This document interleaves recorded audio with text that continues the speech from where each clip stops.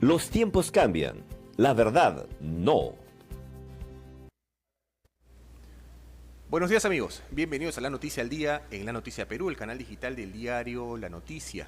Yo soy Carlos Rivero y los invito a que nos acompañen en una entrevista con el señor Leonardo Caparrós. Él es ex jefe del Instituto Nacional Penitenciario. Señor Caparrós, buenos días. Carlos, ¿qué tal? Buenos días. A ver, hay una serie de cuestionamientos a nuestro sistema penitenciario, ¿no? ¿Cuál es el análisis de nuestro sistema? A ver, mira, tendríamos que empezar por hablar de dinero, aunque suene prosaico, aunque suene repetitivo, pero ningún Estado que quiera tener un sistema de seguridad en general y de particular penitenciario que reúne condiciones mínimas puede hacerlo sin invertir.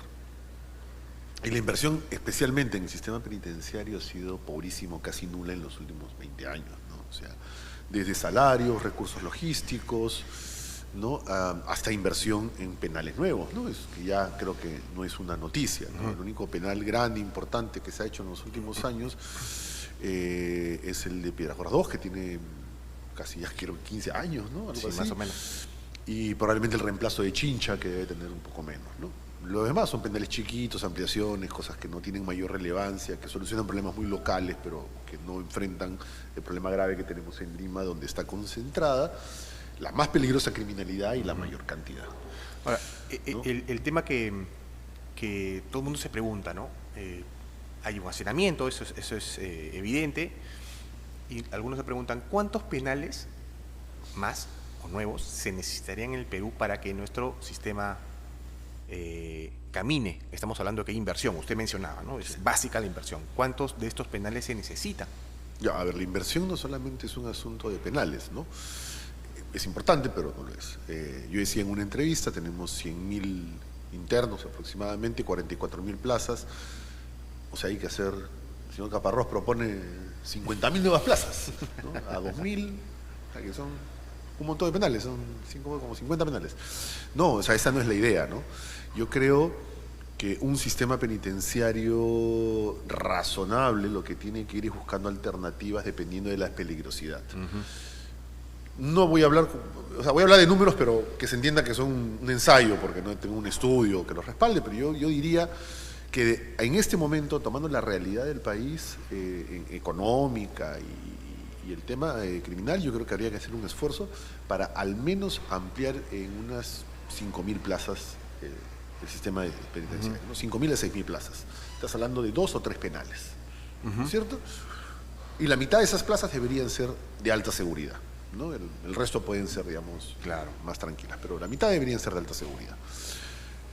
Con 5.000 o 6.000 plazas lo que tendrías que absorber es a aquellos que necesitan una contención importante, o sea, modelos quizás como Piedras Gordas 1, ¿no? Y algunos otros para que mejoren la calidad de vida en modelos como Piedras Gordas 2, por ejemplo. Ahora, ¿qué más se tiene que hacer? Ya, ahí estamos en 50.000, tenemos un hipo. A regular la prisión preventiva, ¿no? O sea, no se puede abusar de la prisión preventiva y para eso hay que activar el tema de los grilletes. O sea, el tema de los grilletes es una herramienta poderosa e importante que en países como Estados Unidos y otros lados funciona muy bien para contener a personas que no tienen ningún incentivo más para fugarse, ¿no? O sea, porque sus penas son bajas y puede terminar cumpliéndolas en su casa encerrado, en fin, ¿no? Y que la peligrosidad además que ofrece en la calle no es alta, pues, ¿no? O sea, un estafador, digamos, mientras que todo el mundo sepa que es un estafador, ya no va a estafar a nadie. No es lo mismo que un sicario tenga prisión preventiva, ¿no? Exactamente. Hasta hurto, hasta algunas cosas menores, digamos, con un seguimiento adecuado, eso, el grillete puede funcionar perfectamente. Y ahí, mira, para que el grillete funcione falta voluntad y punto, ¿no? O sea, liderazgo y punto. Porque la tecnología existe, está disponible, no es tan cara. Hay varios estudios que comparados con lo que cuesta tener a un interno en el penal, más o menos por ahí van. Lo único que sí hay que hacer cambios normativos, porque esto está en el espectro del INPE, lo cual es un absurdo, debería estar en el espectro de la policía, y es la policía la que tendría que hacerse cargo de esta administración. Porque recordemos que cuando le dan prisión, el mal llamado arresto domiciliario, ¿a dónde va la persona? A su casa. ¿Y quién lo cuida? ¿El INPE? No, la policía. Sí. O sea, fuera de los penales, el INPE no tiene ninguna autoridad, no tiene ni puede usar armas, o sea, no puede arrestar a nadie. Entonces, no entiendo cómo es que el INPE se hace cargo de los grilletes, que es un tema de seguridad fuera de los penales. O sea, eso de arranque me parece no que tiene es lógica, absurdo. no tiene lógica. O sea, ahí tendría que estar la policía. Y parte del fracaso del sistema es por eso, porque está en el INPE. ¿Por qué está en el INPE? ¿Por qué está en el Ministerio de Justicia? Nunca me han sabido responder. Hay también un tema que llamó mucho la atención hace algunas semanas, enviar a prisión a menores de 16 y 17 años. Es para todos conocido que las cárceles difícilmente resocializan a los chicos, ¿no? a los internos. ¿Esto va a agravar más la situación? A ver, que hayan bajado la edad, dices tú. Sí. Mira, o sea, no la va a agravar, creo yo, pero no la va a arreglar tampoco de ninguna manera, ¿no? O sea, yo creo que hay dos cosas que tener en cuenta aquí. Primero, que mundialmente cada vez las organizaciones criminales buscan a chicos más jóvenes para que se encarguen, llamémoslo, del trabajo sucio. ¿Por qué? Porque saben que están exentos de la ley penal. Entonces, estos chicos no son responsables, digamos, en todo el sentido de la palabra, ¿no? Son herramientas, están siendo usados como armas. Entonces yo no meto preso una pistola o un cuchillo, meto preso al que la empuña. Claro. Entonces lo que tendríamos que ver es quiénes están manejando, y quizás lo que está faltando son figuras delictivas, aunque pueden existir como la incitación, todo, que hacen que estos chicos hagan eso. Esos son los que se deberían llevar la pena, ¿no? Claro. El que le encarga, el que le paga, el que le dice.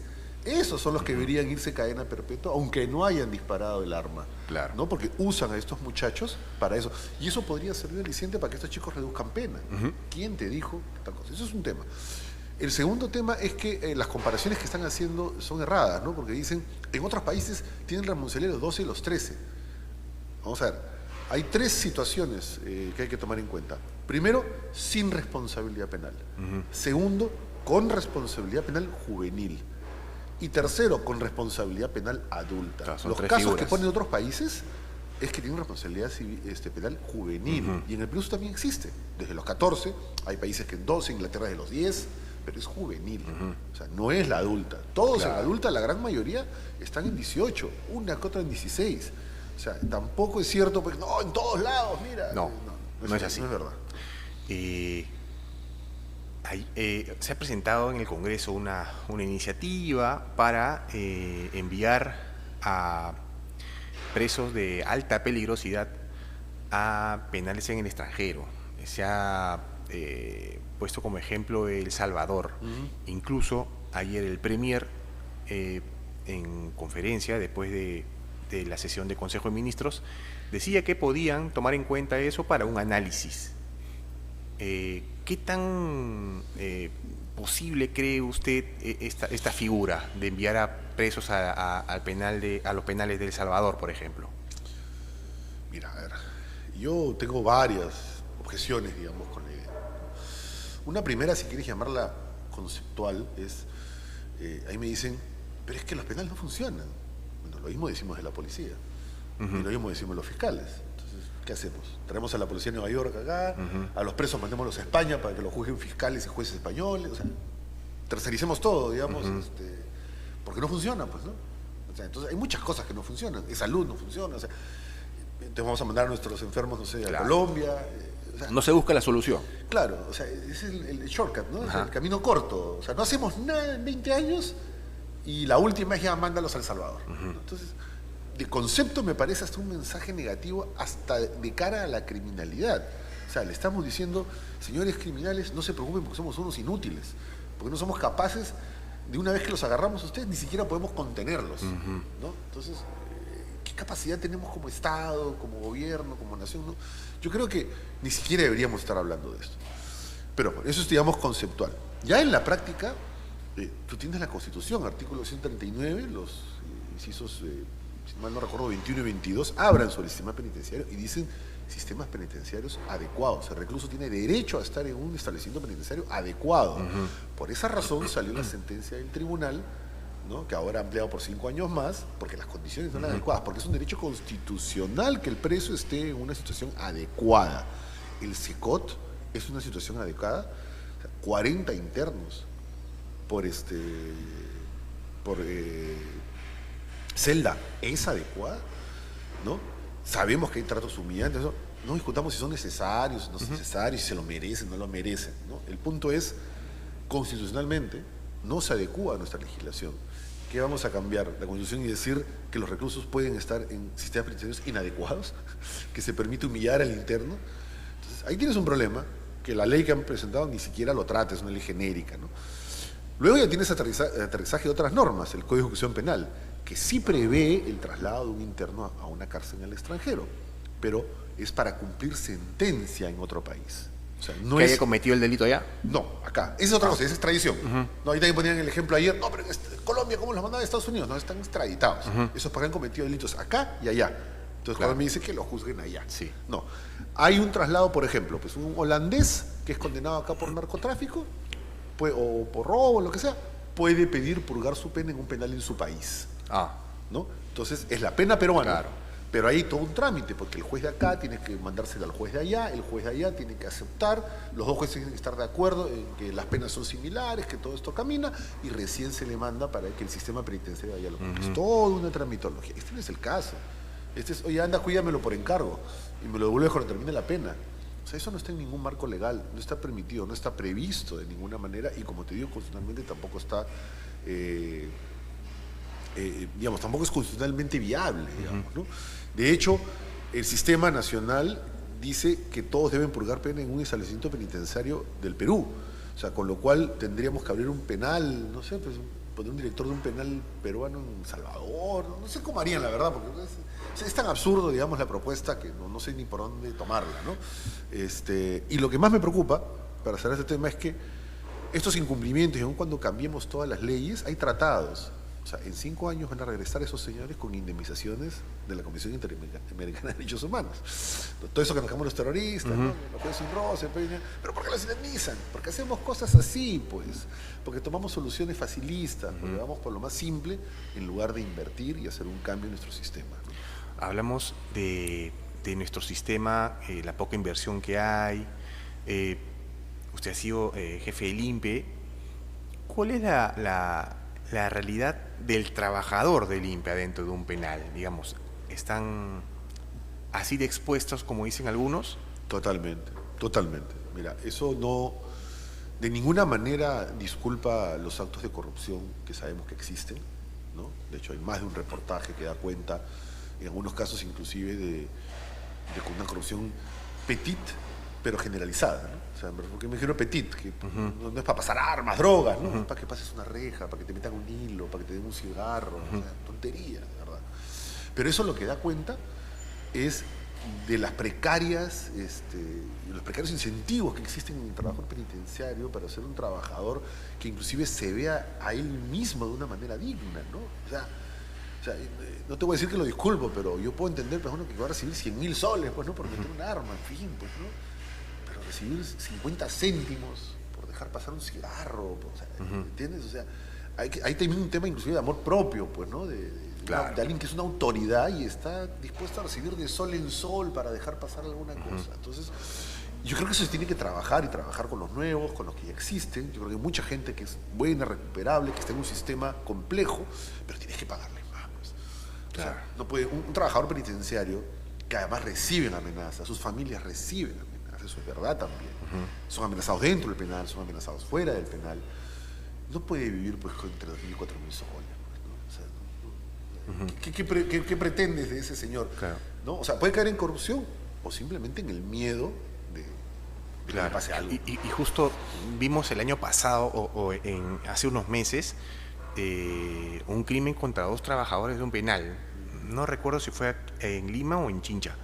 Y hace poco también encontraron una granada en el frontis de un penal, ¿no? Con un mensaje, ¿no?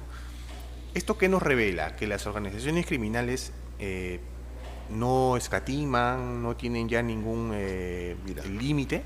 Yo creo que hay que poner las barbas en remojo, como dicen, porque cuando yo estaba en el INPE, yo recibí varias llamadas de amenaza, ¿no? Cada vez que poníamos alguna regla, te va a matar, que abre tal cosa, que abre esto, que cambia tal director que es un abusivo, te va a matar, nunca pasaba nada. Y yo te podía decir en esa época que la verdad, perro que ladra no muerde. O sea, no pasaba nada. Y de verdad, para que pasara algo a nivel penitenciario, o sea, las pocas personas que han matado normalmente porque estaban metidas en algo, eran ya venganzas, Sí. ¿no? Cosas de ese tipo. Pero hoy día, no solamente los penales, la calle ha cambiado. Antes no te mataban por un celular. Antes, en una extorsión, para pedirte 1.000 soles, después no baleaban tu casa. Entonces, el nivel de violencia en la calle ha subido enormemente y eso obviamente tiene un reflejo inmediato en el penal. Entonces, yo creo que hoy sí, estas amenazas que se reciben en los penales, todo hay que tomarlas más en serio que hace 10 años, ¿no? Algún experto que tenga relación con penitenciarias hace 10 años podría decir, no, pero eso es amenaza. Y es verdad, hace 10 años era así. Pero yo creo que hoy día la cosa, como ha cambiado en la calle, ha cambiado en el penal. Y creo que todas las amenazas hoy en día hay que tomarlas en serio porque la violencia con que se está desarrollando la criminalidad es mucho mayor. Bien, sí, pues el panorama pinta preocupante, pero la mejora, como dice usted, parte de inversión, ¿no? Y la inversión parte también de una decisión política. Veremos, pues, si en verdad nuestros políticos y el gobierno toma el toro por las astas en este caso, ya que abren la puerta a esta posibilidad de enviar presos a otros países. Habría que ver también el tema de inversión antes de evaluar este tipo de propuestas. Señor Caparrós, queremos agradecer la entrevista. Interesante conversar con usted. No, la verdad, a ti. Muchas gracias por la entrevista. Bien, amigos, estuvo con nosotros el ex jefe del INPE, Leonardo Caparrós, con quien hacíamos un análisis de nuestro sistema penitenciario y de esta propuesta que ha salido del Congreso de enviar a reos de alta peligrosidad a penales en El Salvador. Pareciera más una medida populista que algo que se puede hacer en realidad. Veremos cómo lo maneja el gobierno y si es que ve luz verde también en el Congreso. Yo los invito a seguir en el canal, que venimos con más entrevistas. Los tiempos cambian. La verdad, no.